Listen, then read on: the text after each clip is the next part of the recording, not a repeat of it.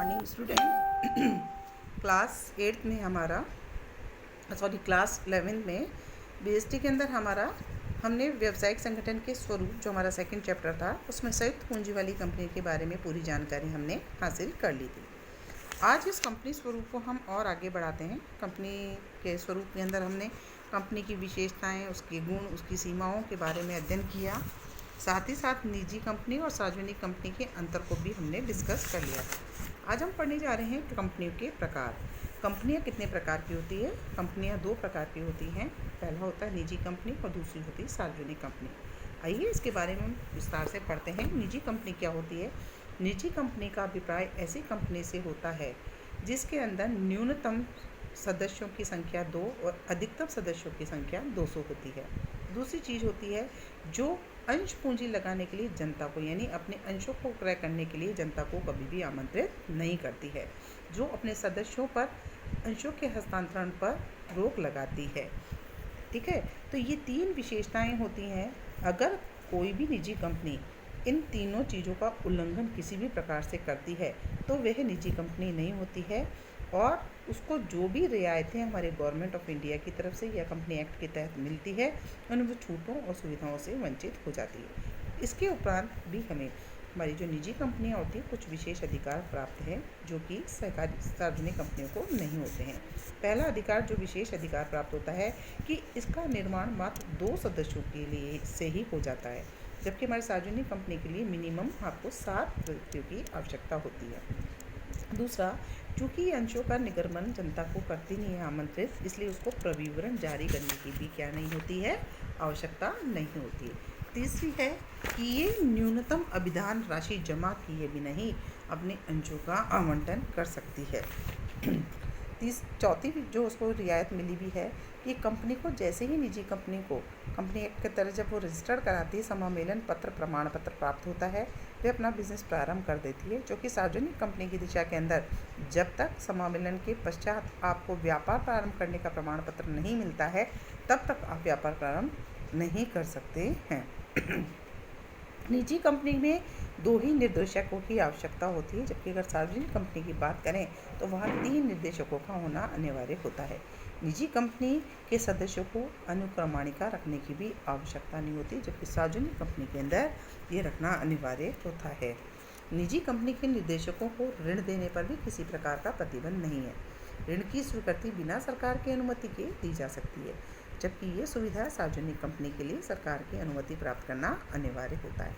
साथ ही साथ निजी कंपनी की एक और विशेषता होती है कि जो निजी कंपनियां होती है वे अपने नाम के पीछे क्या लगाती है, प्राइवेट लिमिटेड शब्द का प्रयोग करती है। दूसरी होती है, जैसे कि आपके पिछले यहाँ पर दिया हुआ है, लग्जर राइटिंग इंस्ट्रूमेंट प्राइवेट लिमिटेड का एक उदाहरण दिया गया है। कमल तलवार से भी अधिक शक्तिशाली होती है। यहाँ पर प्राइवेट लिमिटेड शब्द जो लगाया है ये इसको देखते ही पता लगता है कि वह क्या है, निजी कंपनी है। अब हम चलते हैं कि दूसरी कंपनी जिसको हम बोलते हैं सार्वजनिक कंपनी। सार्वजनिक कंपनी कौन सी कंपनी होती है? जो निजी कंपनी नहीं है वह सब क्या है, सार्वजनिक कंपनी है। एक सार्वजनिक कंपनी में कम से कम 7 सदस्य होने चाहिए। अधिकतम की इसमें कोई सीमा नहीं है, जैसा कि निजी कंपनी में 200 हुआ करती थी।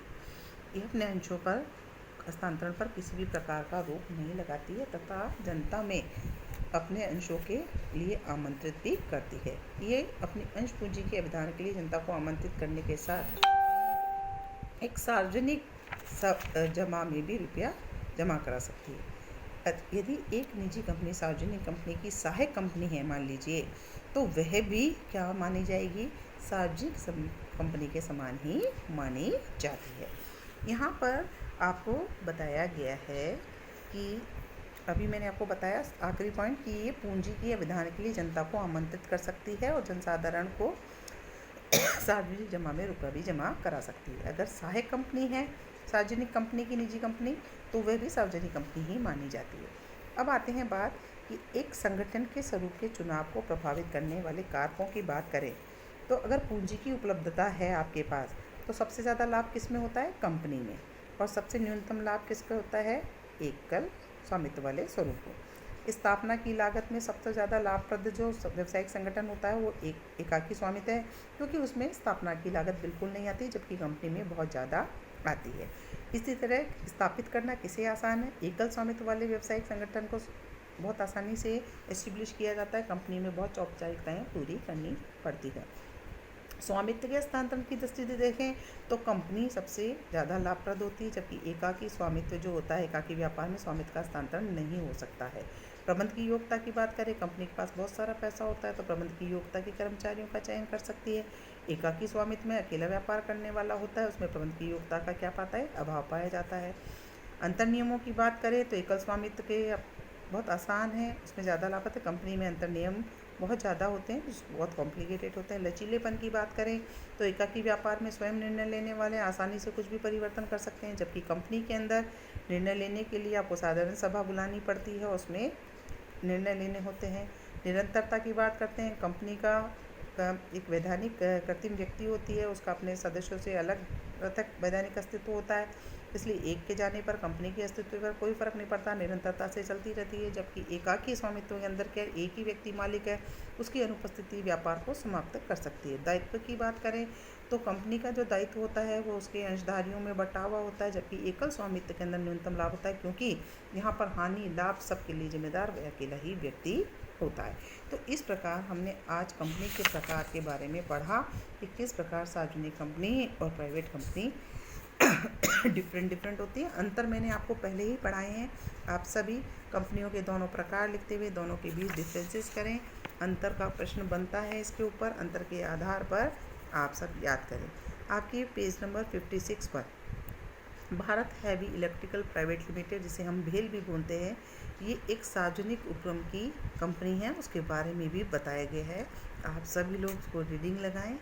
भारत की सार्वजनिक कंपनियों में भारत हैवी इलेक्ट्रिकल का नाम आता है, जिसको हम जो कि हरिद्वार में है, और वहाँ पर क्या किया जाता है? इलेक्ट्रिकल प्रोड्यूस की जाती है, इलेक्ट्रिसिटी प्रोड्यूस की जाती है।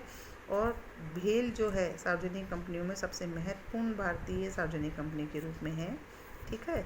और ये जो है हरिद्वार में है और किस तरीके से ऊर्जा उत्पन्न करने में अपना विशेष योगदान दिया है, ठीक है। इसको आप पूरी तरह से पढ़ेंगे तो आपको समझ में आ जाएगा। यहाँ पे डिफरेंस करने के लिए आपको दोनों कॉलम में एक तरफ भारत हैवी इलेक्ट्रिकल्स लिमिटेड के बारे में जो सार्वजनिक कंपनी है, दूसरी तरफ हमने लग्जर राइटिंग इंस्ट्रूमेंटेशन प्राइवेट लिमिटेड जो कि एक निजी कंपनी है, इसके बारे में समझाने का प्रयास किया है। तो आज के लिए इतना ही बच्चों, स्वस्थ रहें।